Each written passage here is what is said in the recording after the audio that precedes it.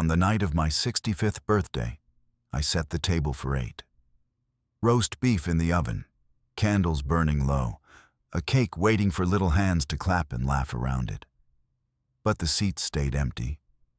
No calls, no knocks at the door. Hours later, I found them, my entire family, smiling on Facebook, sailing the Mediterranean without me. And that was only the beginning. Because the woman my son married wasn't who she claimed to be. She wasn't just erasing me from their lives. She was hiding a secret that would shatter everything we thought we knew about family, love, and truth.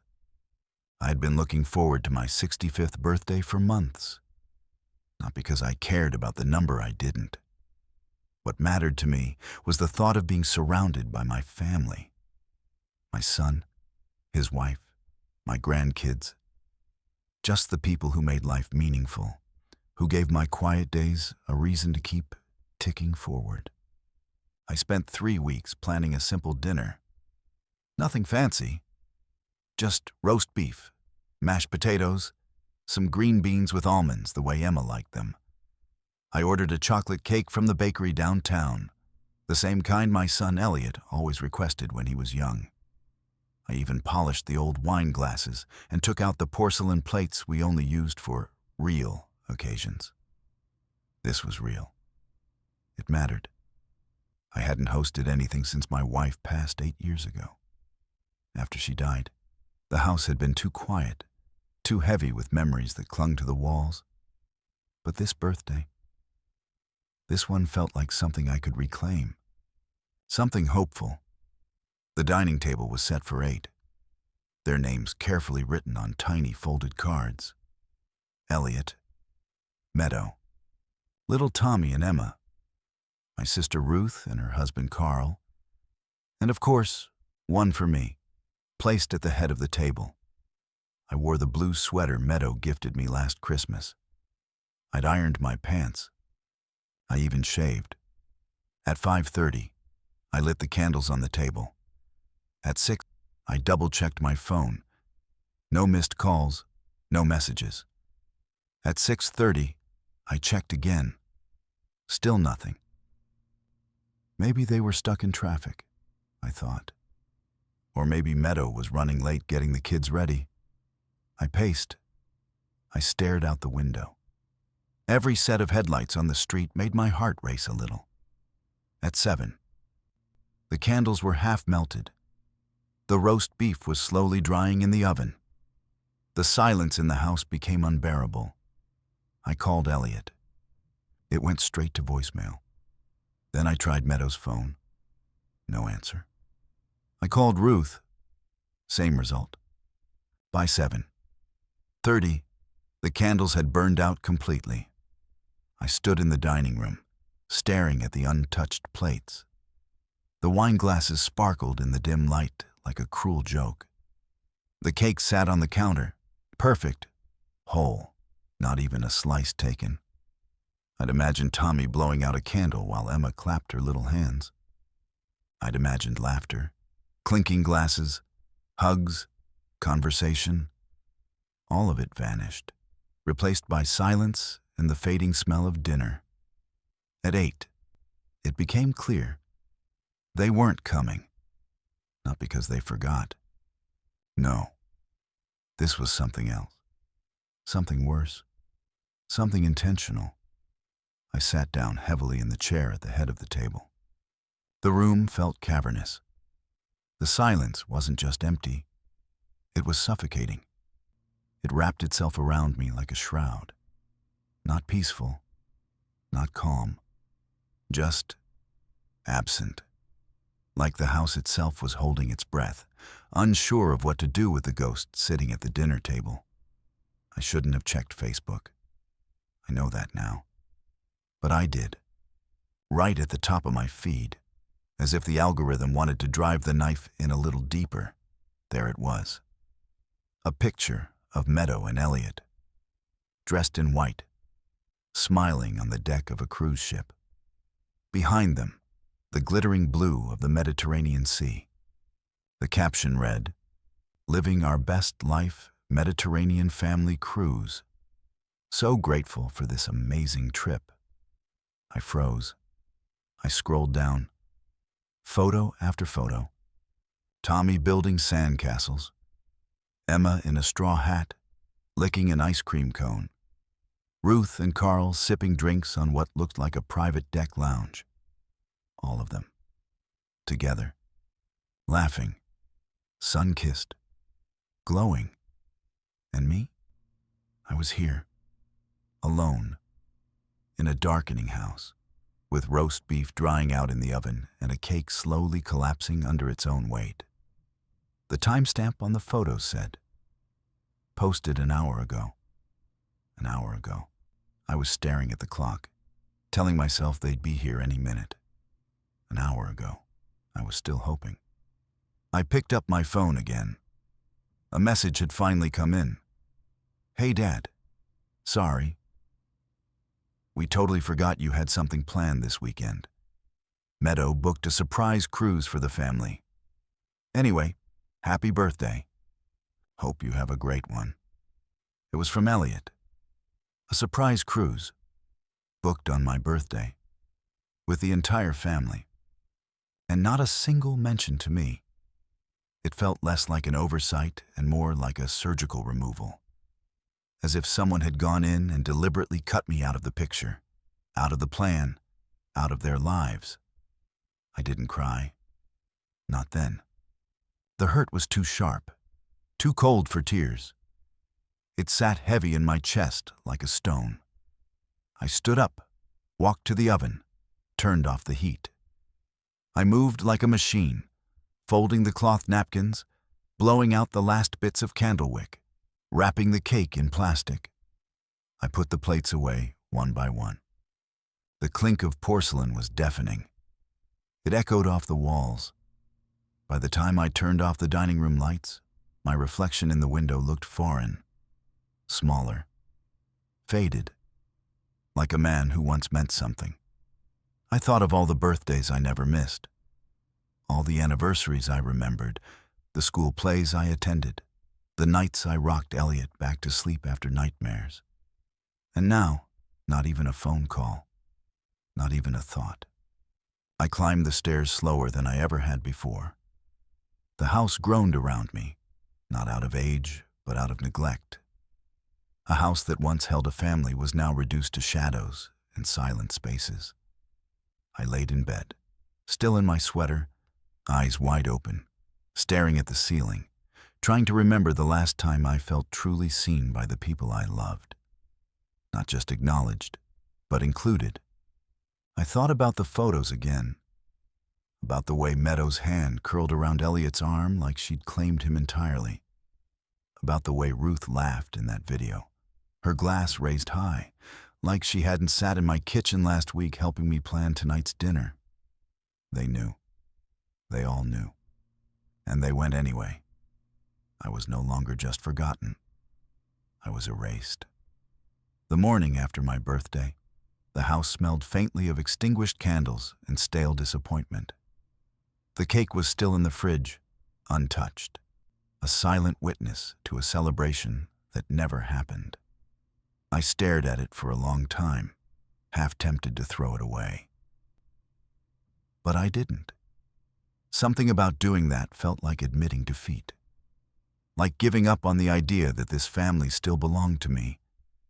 I made coffee and sat at the table where nobody had eaten. My fingers traced the outline of the place cards I had so carefully written.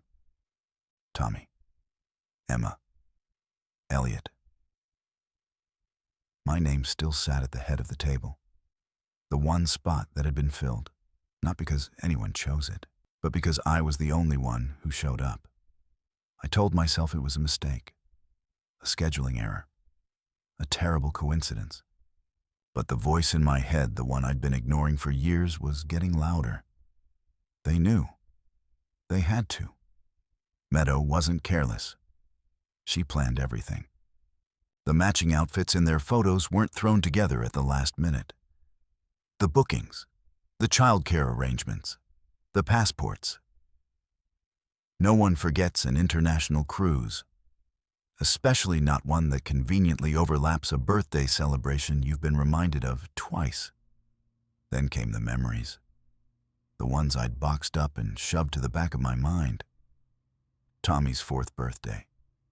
I showed up with a wrapped dinosaur puzzle and my old camera, excited to catch his candle-blowing moment. Meadow opened the door with a tight smile.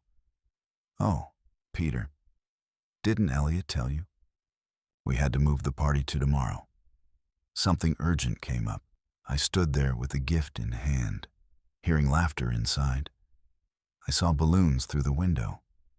Later, Elliot had seemed confused when I called to ask why no one was home the next day. "The party was today, Dad. It was great. Tommy missed you." I'd brushed it off. Miscommunication. It happens, right? But it didn't happen just once. Emma's first day of kindergarten.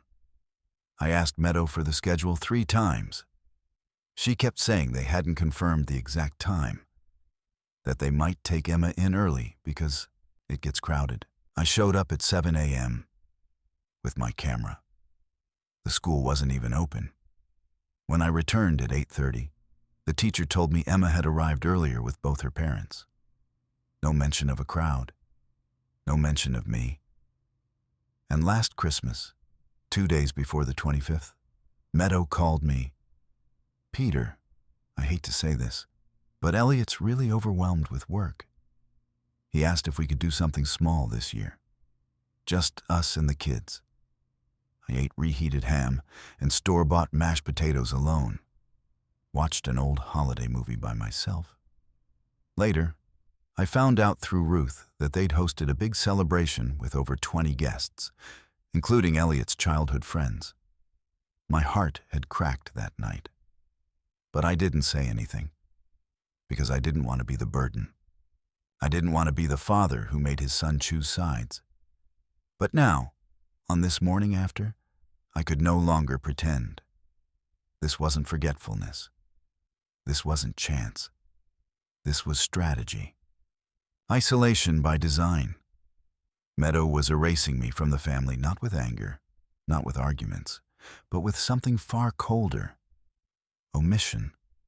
She never said I wasn't welcome. That would have been too obvious. Too easy to fight. Instead, she rearranged things. Quietly, subtly.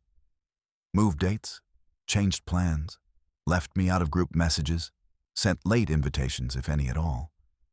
And I let it happen.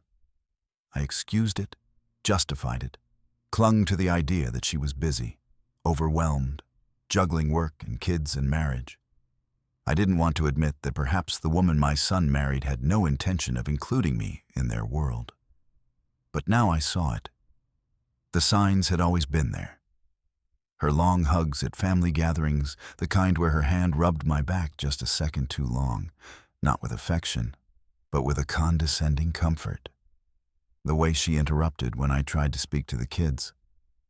"Tommy, why don't you go show Daddy your new toys? Emma, let's get you a snack." Little diversions. Little cuts. And Elliot, my sweet, loyal, trusting son, absorbed it all like a sponge. He began to echo her language. He began to pull away without realizing it. Our Sunday dinners faded from weekly to monthly. Phone calls became short and strained. "Sorry, Dad, Meadow's got a packed schedule. Can't talk now, Emma's not feeling well." Always a reason. Always a barrier.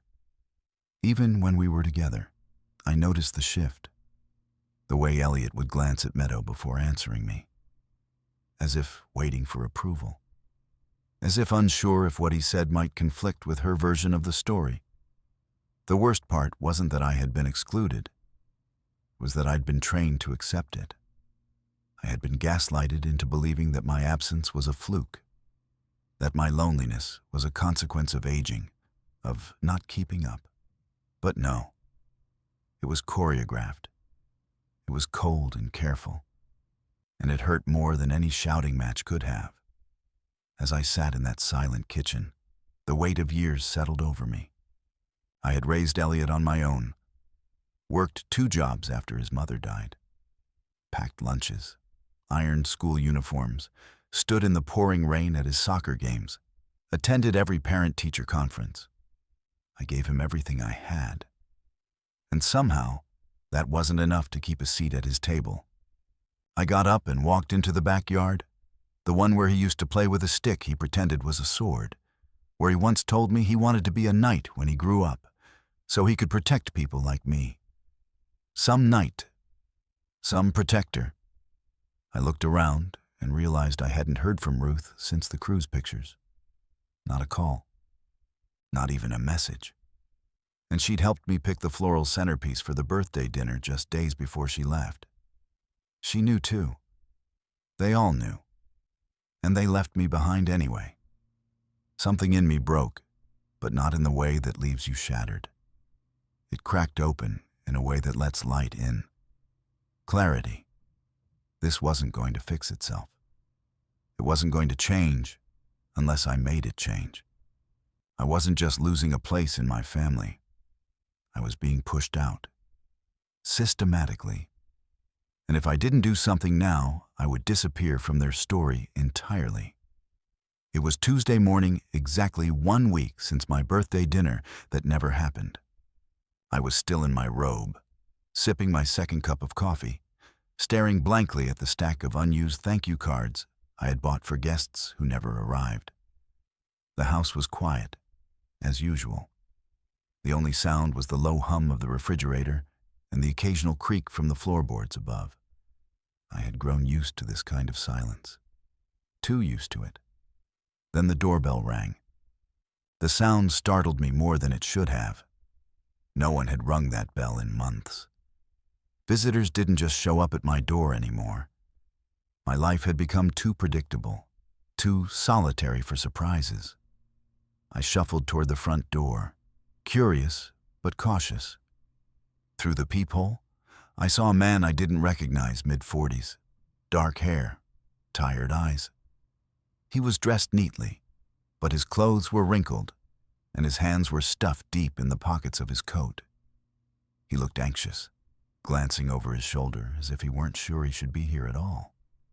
For a moment, I considered ignoring him. I had no patience for solicitors, missionaries, or anyone else trying to sell me something I didn't ask for. But there was something about his posture, something tentative, almost vulnerable, that made me open the door. Not all the way, just enough to speak. "Can I help you?" I asked through the chain lock. The man hesitated, his voice low and hesitant. "Are you Mr. Patterson? Peter Patterson? Elliot's father?" My chest tightened. "Yes. Who are you?" He took a breath. "My name is David Chen. I need to talk to you. It's about Meadow." My pulse quickened. "What about Meadow?"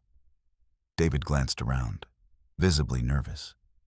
"Please, I know this is strange, but I promise I'm not here to cause trouble. I think my son might be living in your house." The words hit like a slap. I blinked. "Excuse me?" "Tommy," he said. "I'm talking about Tommy." I froze. My hand tightened on the edge of the doorframe. "Tommy, my grandson. Elliot's son. Or at least, that's what I had always believed." "I think you'd better come inside," I said, my voice barely above a whisper. David stepped in, cautiously, his body tense like he was ready to flee at any second. I led him to the living room and motioned for him to sit on the couch. He sat on the edge, like he didn't trust the cushions. I offered him coffee. He declined. He clasped his hands in his lap, knuckles white. "I don't even know where to begin," he said. "This is going to sound insane." "Try me," I said. "I've had a strange week myself." He nodded, swallowed hard, and began. "Meadow and I, we were together. A few years before she met your son. We were serious. Lived together for 2 years. Talked about marriage. We even started planning a future together. He paused, eyes glassy with old pain. And then she got pregnant. My coffee mug suddenly felt too heavy. I set it down carefully on the side table, not trusting my grip. I was thrilled, he continued. Scared, sure, but excited. I wanted to be a father. I told her I wanted to raise the baby together. But Meadow, she changed. She started getting distant, cold. She said she needed time to think. And then one day, he whispered, she was gone. Just gone. No note. No explanation. She took everything she owned and disappeared. I stared at him, my stomach twisting. I filed a missing persons report, he said. Hired a private investigator. Posted on every social media platform I could find. Nothing. It was like she never existed. I leaned forward. You never saw her again? Not until 3 months ago. Sevens, he said, his voice trembling. I was at a conference in Sacramento. I went out for a walk during lunch, and there she was, Meadow, walking down the street with a little boy. His hands began to tremble. Peter, that boy. He looked exactly like I did at his age. Same dark eyes, same chin, even the way he tilted his head when he looked up, just like me. I didn't breathe. I followed them for 3 blocks, he said. Watched them go into a cafe. I couldn't bring myself to go in. But I knew that boy was mine. And that boy, I managed to say, is my grandson. David nodded slowly. I believe so. Meadow was about 2 months pregnant when she left me. If she carried to term, that child would be around 7 now. Tommy was 7. He reached into his coat and pulled out his phone. Here, he said, showing me an old photo he was maybe 6 or 7 in it. A school portrait. That's me. I stared at the photo. The resemblance was undeniable. The same nose. The same eyes. Even the gap between the 2 front teeth that Tommy always tried to hide when he smiled. I felt like the room had tilted beneath me. I had helped raise that boy. Taught him to tie his shoes. Read him bedtime stories. And now I was being told he might not be mine at all. I had to know for sure, David said. So I found the barber shop Meadow takes him to. I got a strand of Tommy's hair from a sweep of the floor. My eyes widened. I had it tested, he said, pulling out a sealed envelope from inside his coat. Against my DNA. I got the results yesterday. He handed me the envelope. I held it in my hands like it might explode. I didn't come here to destroy anything. David said quietly. I couldn't go another day without knowing the truth. I thought you deserved to know it too. I looked down at the envelope. It felt heavier than paper should.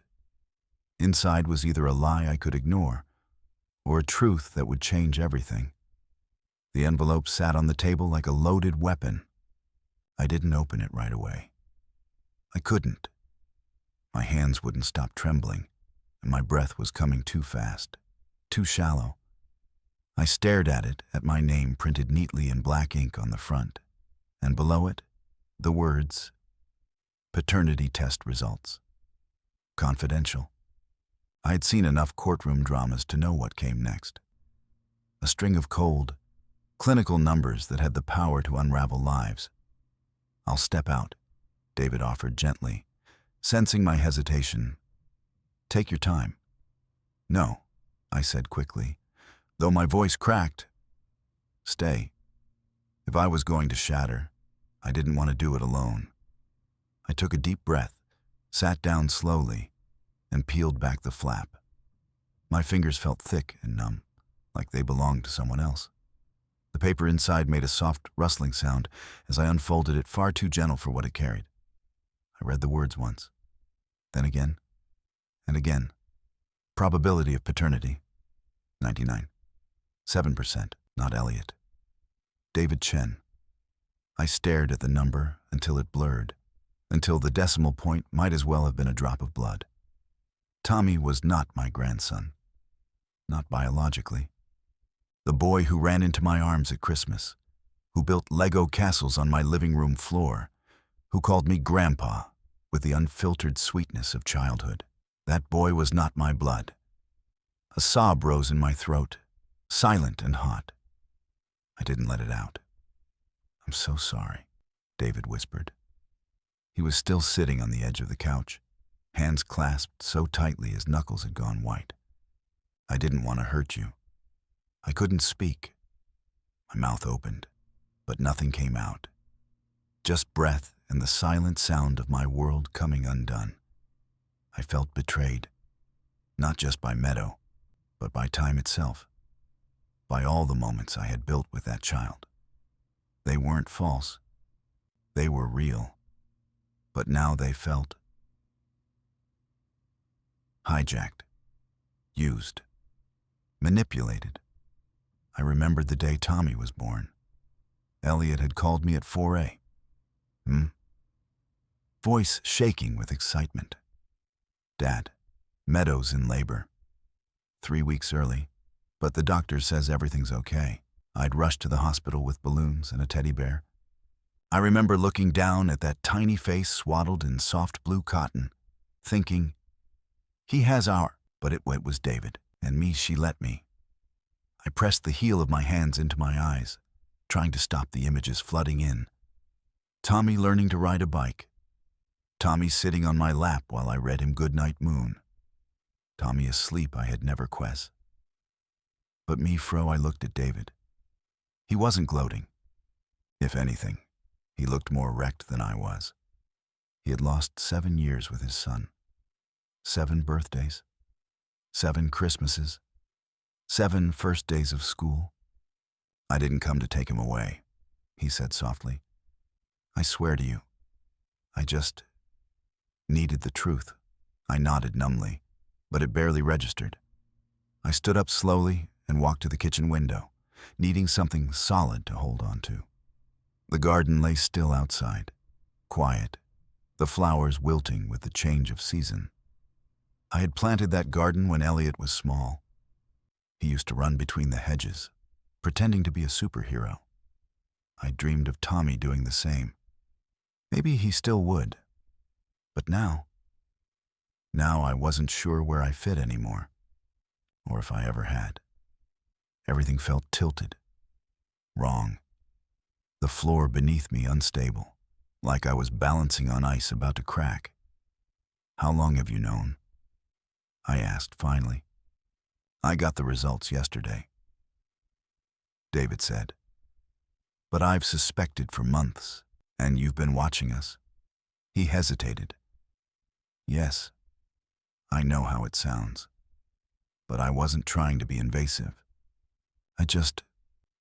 I wanted to be sure before I said anything. I saw Meadow and Tommy in the park. I couldn't stop looking at him. It was like seeing my own childhood walk by. I exhaled through my nose, trying to calm the surge of anger rising in me, not at David, but at the situation, at the woman who had orchestrated all of this. "She knew," I said bitterly. "She always knew." "Yes," David said. "She left me at 2 months pregnant. If she found Elliot soon after, she probably convinced him the baby was early, or small, anything to sell the lie." I thought of the rushed engagement, the wedding 6 months after they met. It all made sense now, because it wasn't love. It was desperation. It was strategy. "She trapped him," I muttered. "She trapped my son with someone else's child." David said nothing. There was nothing left to say. I turned back to him. "Do you want to be in his life now?" "Yes," he said without hesitation, "but not at the expense of what he already has. I don't want to tear him apart. I don't want to take anything away from Elliot, or from you." His voice softened.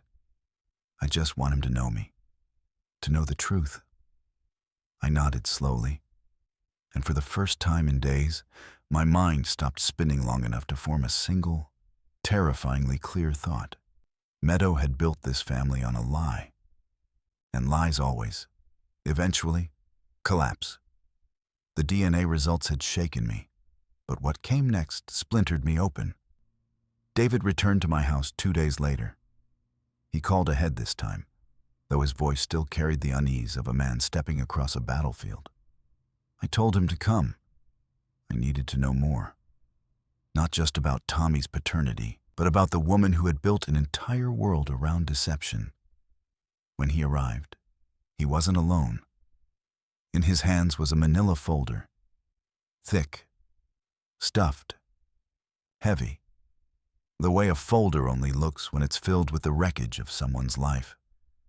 I had the private investigator dig deeper, he said, placing it on my kitchen table. I think you should sit down. I did. What I didn't expect was how easily the mask of Meadow, my daughter-in-law, the mother of my grandchildren, Evans, would crumble under the weight of truth.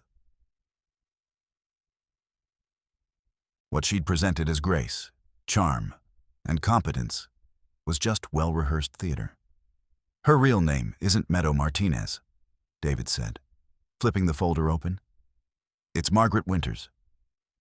The name alone hit like a slap, somehow cold and calculated, like steel wrapped in silk.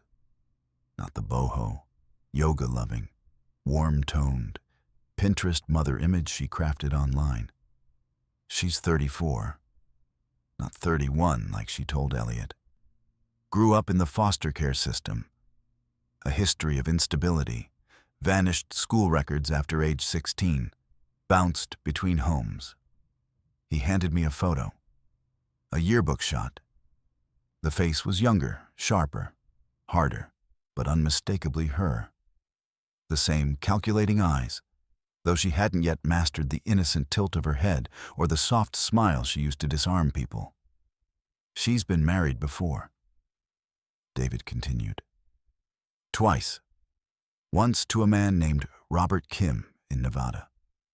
Lasted a year and a half. Then to a James Fletcher in Oregon. That one lasted 16 months.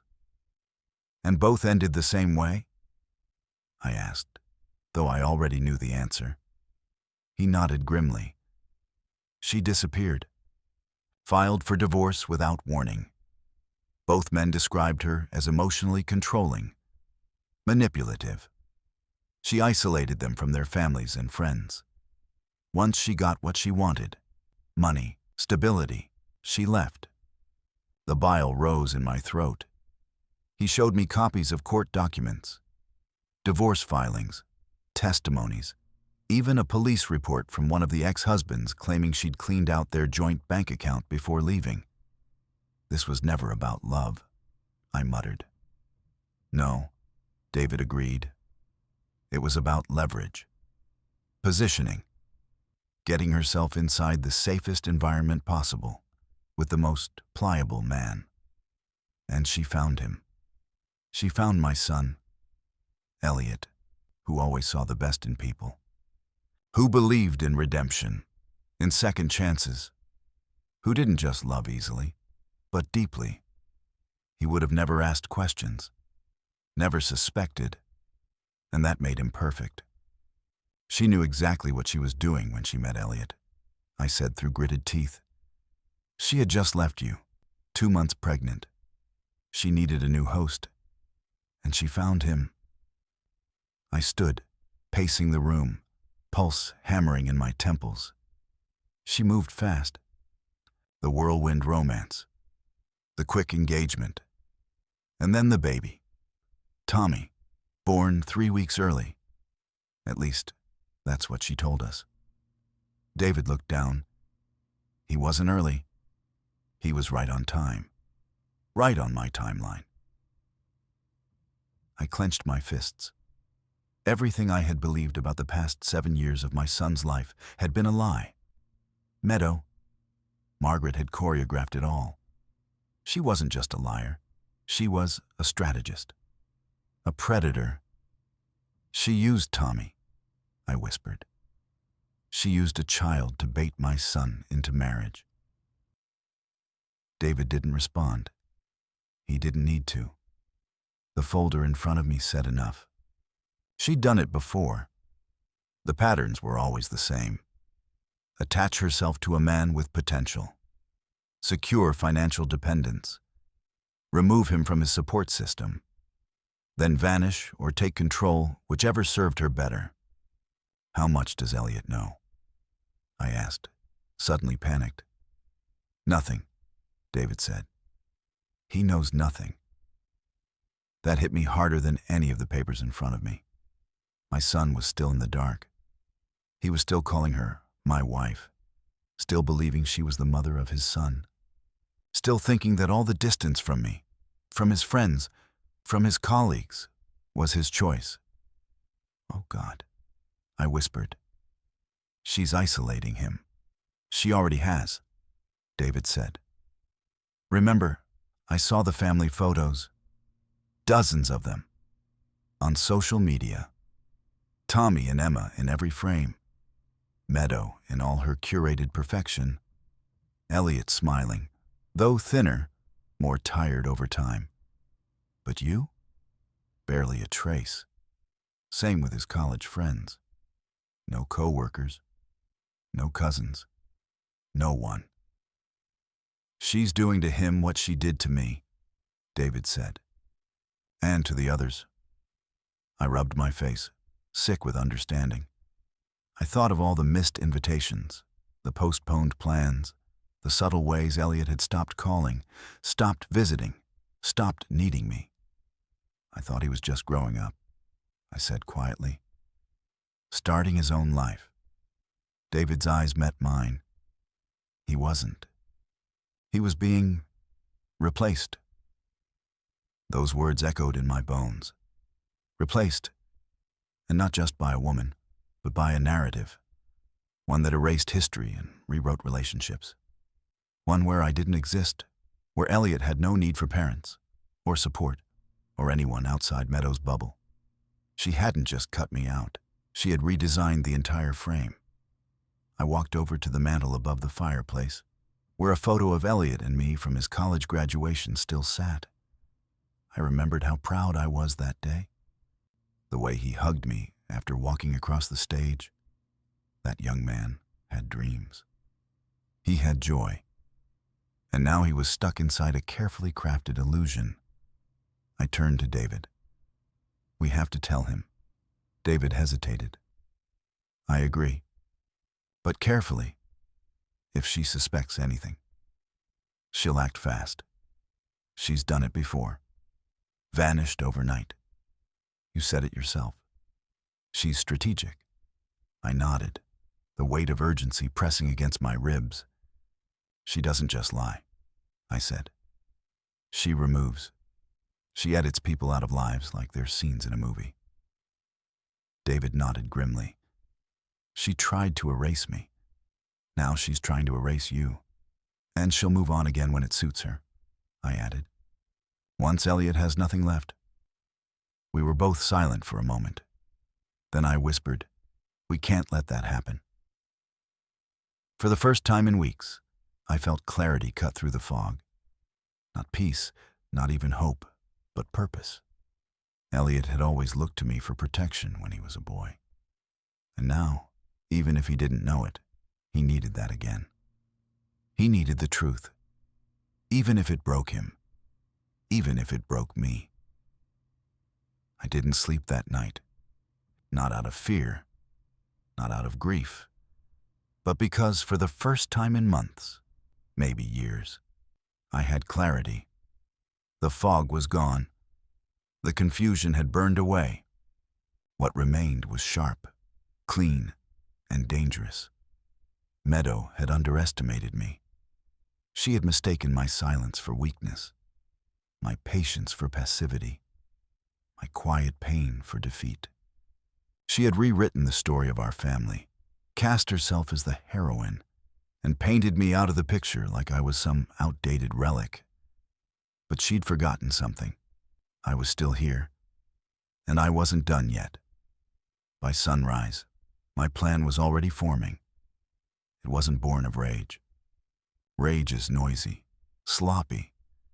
This needed to be surgical, precise.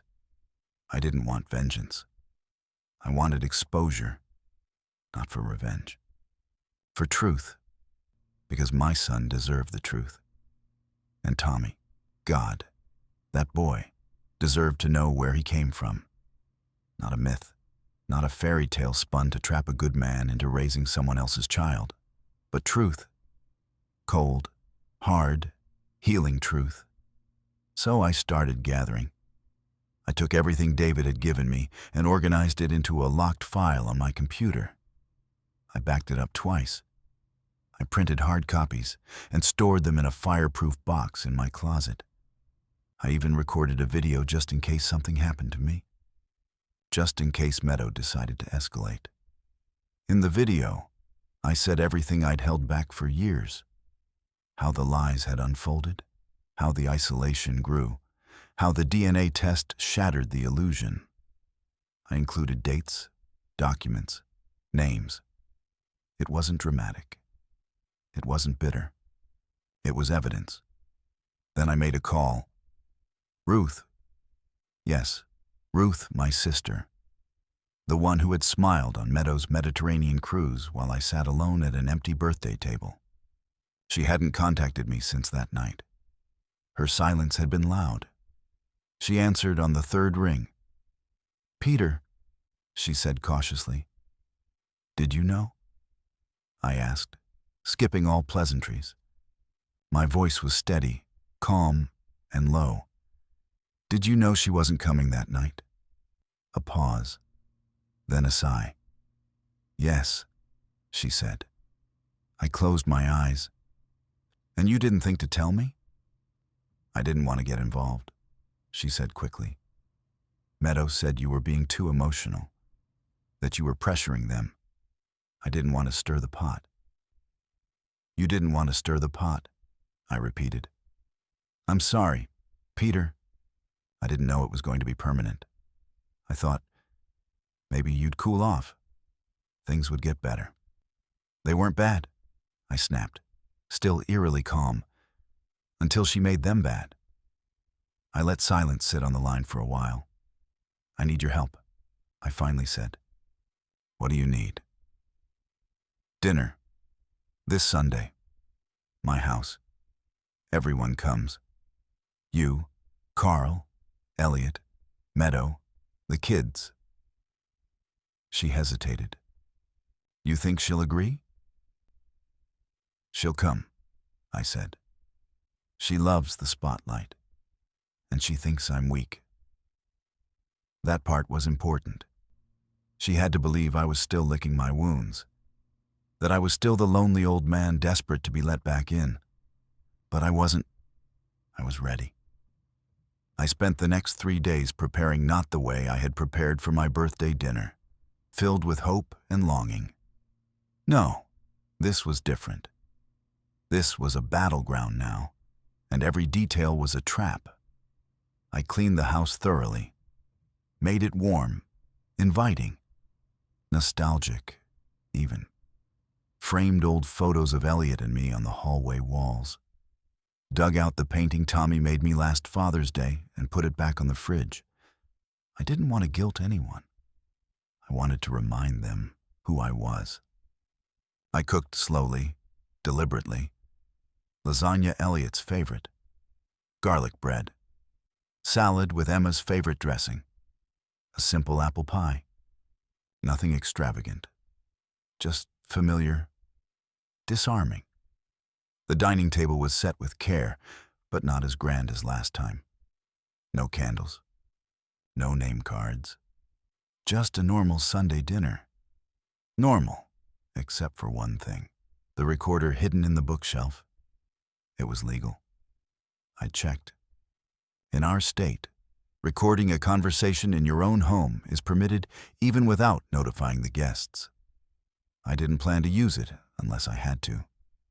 But if Meadow said something incriminating, I needed it captured. I needed her to show Elliot who she really was, because he wouldn't believe it from me. Not yet. Sunday came like a quiet storm. Elliot arrived first, holding Emma's hand. He looked tired, worn, but when he saw me, he smiled small, hesitant. "Hey, Dad." I opened the door wider. "Welcome home." That hit him harder than he expected. He pulled me into a hug. It wasn't stiff or forced like the last few times. It was real.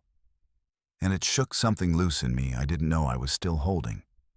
Meadow arrived next, all smiles and casual charm. She carried a bottle of wine and wore a soft yellow dress that made her look like a Sunday morning magazine ad. Behind her, Tommy ran ahead and jumped into my arms.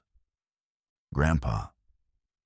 I caught him, held him, and for a moment, all the planning, all the rage, all the cold strategy inside me wavered. Because this boy, this innocent boy, still loved me. And he had no idea what storm was coming. Ruth and Carl followed shortly after. Everyone took their seats. Small talk flowed. Meadow complimented the food. Elliot looked relaxed, almost relieved. Exactly what I wanted. Halfway through the meal, I cleared my throat. There's something I want to share with the family. Meadow's fork paused. Just a second. Barely noticeable. "I've been doing a little digging lately," I said. "Looking into family history, old records, that sort of thing." "Like a genealogy project?" Elliot asked. "Something like that," I replied. I reached behind my chair and pulled out a folder. Not the folder. A copy. Edited. Slimmed down. I placed it gently on the table, between my wine glass and the salad bowl. Meadow's eyes dropped to it. She knew. She knew before I even opened my mouth. "Peter," she said with a tight smile, "what is this?" "Truth," I said calmly. And I think it's time we all heard it. For a moment, the room held its breath.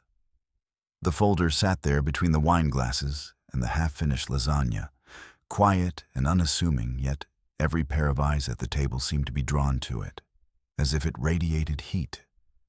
Elliot looked at it with mild curiosity. Ruth and Carl exchanged a quick, nervous glance. But Meadow didn't move. She had frozen. Not obviously. Not dramatically. She didn't gasp or clutch her chest. But something in her eyes, sharp, subtle, betrayed her. Her smile faltered. Just for a second. She knew. "This," I said, tapping the folder, "is the story behind our family. Not the one we've been telling each other for years. The real one." Elliot chuckled lightly, trying to ease the tension. "Dad, are we about to get a lecture on ancestry and DNA testing? Is this another one of those 23andMe things?" I didn't smile. "No," I said quietly. "This isn't about the past. It's about what's been happening right in front of us." Meadow shifted in her seat. "Peter," I wasn't going to say anything. I interrupted. I told myself, stay out of it. It's Elliot's life. But I can't keep silent anymore. Not after what I've learned. The room fell silent. "Let me ask you something, Elliot," I continued, voice calm, measured. "Did Meadow ever tell you about her first marriage?" His brow furrowed. "She told me she was in a long-term relationship that didn't work out."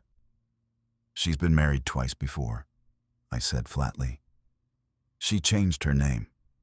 Twice. Margaret Winters. Then Margaret Kim. Then Margaret Fletcher. And now, Meadow Martinez." The color drained from his face. "Peter, stop it," Meadow said sharply. I ignored her. "Did she ever tell you Tommy might not be your biological son?" That landed like a grenade. Elliot's eyes widened. What? I reached into the folder and pulled out the DNA results. I slid the paper toward him, the words cold and undeniable. Probability of paternity, 99. 7%. David Chen. He read it once. Then again. His hands trembled. No. He whispered. No. That's not possible. Meadows stood up suddenly, voice rising. This is insane. How dare you bring this into our home, into our dinner? This is my home, I said, voice firm, unwavering. And it's time we all stop pretending. Elliot looked at her, eyes wet, pleading. Meadow, is this true? She didn't answer. Instead, she turned to me. You're doing this because you're bitter. Because you couldn't handle being left out. I was left out because I was the only one who might have seen through you. I snapped. And you knew it. You didn't isolate Elliot from me by accident. You did it so he wouldn't have anyone to ask the hard questions. Don't listen to him, Meadows said quickly, turning back to Elliot. He's been unstable for years. You know how he gets. You lied to me, Elliot said, his voice breaking. All this time, all these years, was any of it even real? Meadows' mask began to crumble.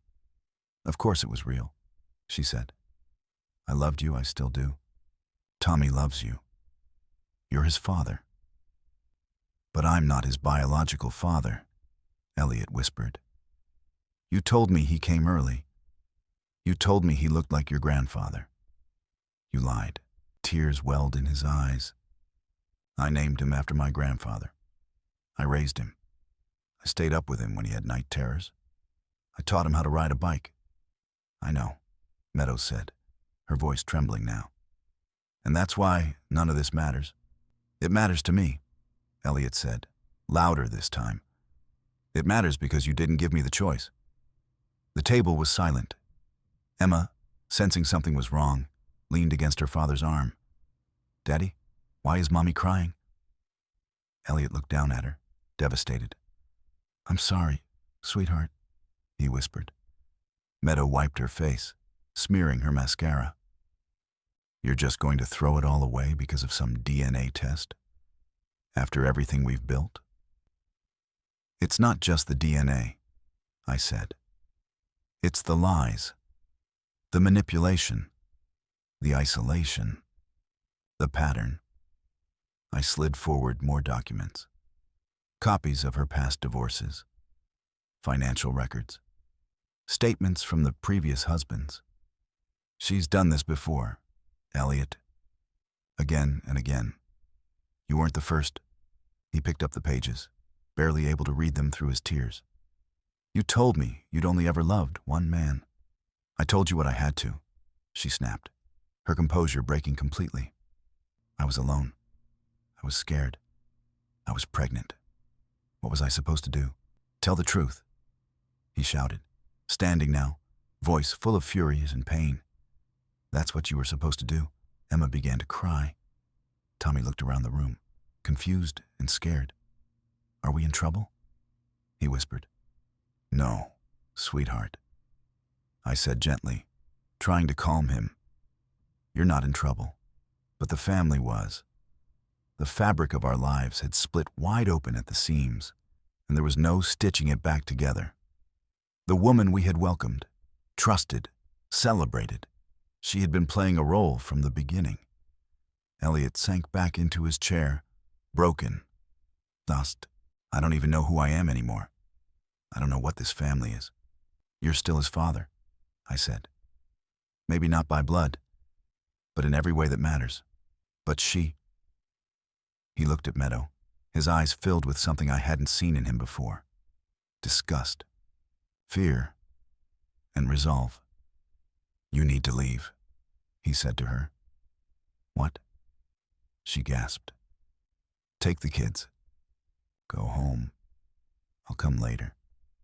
But right now, I can't look at you. Elliot, go. For a moment, she stood there, stunned. Then she gathered the kids. Ruth tried to interject. But Elliot stopped her with a single look. They left, and the house was quiet again.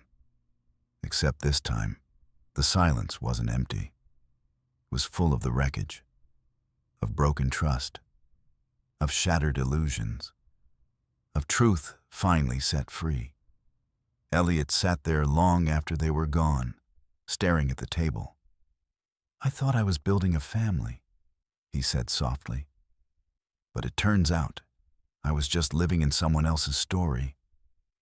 I sat beside him. "No," I said. "You were trying. That means something.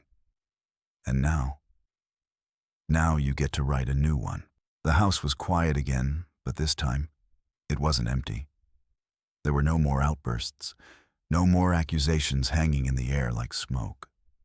Just the soft ticking of the kitchen clock and the faint rustle of the wind outside. Elliot and I sat at the dinner table long after everyone had gone. The plates had grown cold, the pie untouched, but neither of us moved. He had aged 10 years in a single night. I saw it in the way he held his shoulders, in the silence that clung to him like a soaked coat.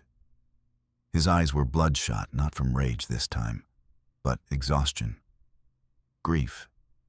"She lied to me," he said finally, his voice barely above a whisper. "All this time. About everything." I nodded slowly, not because I needed to agree, but because there was nothing else to offer. The truth had already broken every illusion, and now we were sitting in the wreckage, trying to breathe. "I thought I was doing the right thing," Elliot continued. "I thought marrying her, raising Tommy, giving him a stable life. I thought I was healing something." "You were," I said gently, "but it wasn't your wound to heal." He looked at me then, truly looked at me for the first time in years. There was pain in his eyes, but also something else. Relief. A terrible weight had been lifted. Not because he wanted it to be, but because it needed to be. The house of cards had collapsed, and in its place, we could finally start again. "I should have seen it," he whispered, shaking his head. "The control, the way she distanced me from you, from my friends, the excuses. But I was so in love with the idea of our family." "That's not weakness," I said. "That's hope." He let out a small, bitter laugh. "Feels like stupidity now." "No," I said, firmer. "You believed. That's not stupid, son. That's human. And it's what makes you a better man than she ever deserved." A long silence settled between us. Then he asked, quietly, "What do I do now?" And for the first time since this whole mess began, I didn't hesitate. "You take your time," I said. "You don't rush to fix anything. You grieve. You rest. And when you're ready, you fight. Not for revenge, but for your future, for your kids, for yourself." He nodded slowly, and something shifted in his posture.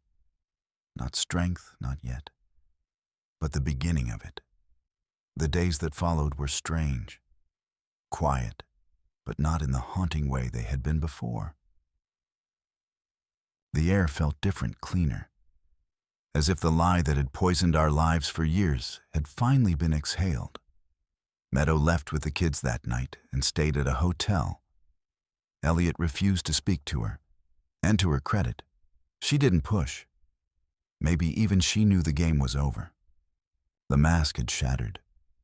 There was no putting it back on. Elliot moved back into my house temporarily. It was awkward at first. Grown men with grief don't always know how to live under the same roof. But we made space. We shared coffee in silence most mornings. Sometimes he'd walk into the kitchen and find me reading the newspaper and just sit there. He didn't need to talk. He just needed to know he wasn't alone. He started seeing a therapist a week later. He didn't tell me much, but I could see it in his eyes. Something was loosening.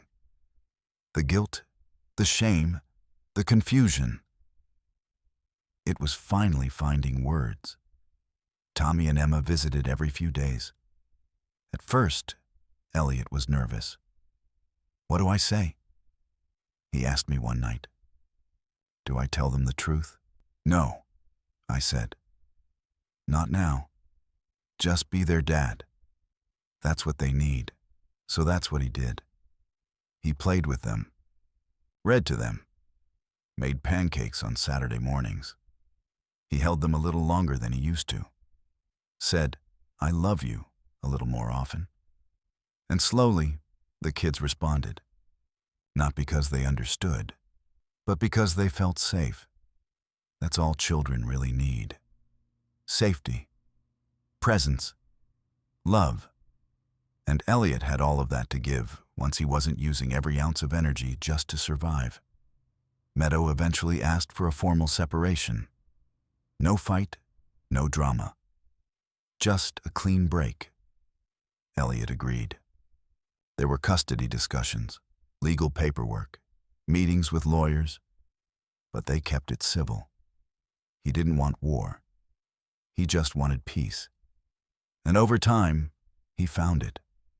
One morning, a few weeks later, I woke up to the smell of coffee already brewing. Elliot was in the kitchen, shirt sleeves rolled up, flipping eggs. "You're up early," I said. He shrugged. Thought I'd make breakfast. Felt normal. I smiled. It was the first morning that felt that way in a long, long time. If this story touched you, don't just scroll away. Take a moment to support us. Hit the like button so more people can hear stories like this. Subscribe to the channel so you won't miss the next chapter of betrayal, truth, and redemption. Share this video with someone who needs to know they are not alone in their struggles. And most importantly, leave your thoughts in the comments below. Tell us where you're watching from and what part of this story spoke to your heart. Your voice matters here, and together, we're building a community where truth and justice are never silenced.